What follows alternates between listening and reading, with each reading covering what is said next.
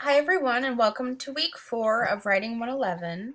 So we're in a 16-week semester, so that means we're just about at the 1/4 mark of the semester. We should be getting a rhythm and feeling how the assignments go from week to week and about, how much time you need to spend to get your work done each week.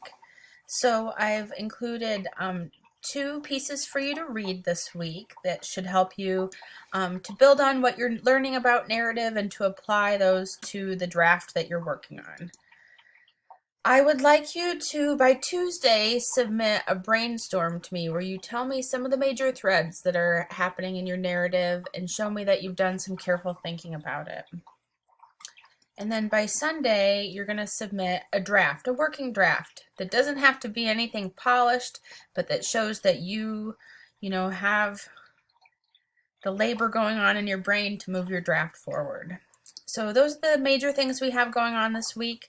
I'm looking forward to seeing you all on Tuesday. I will be in BMH for class, and I'll also be in my office hours afterwards. So I look forward to seeing you all then. Take care.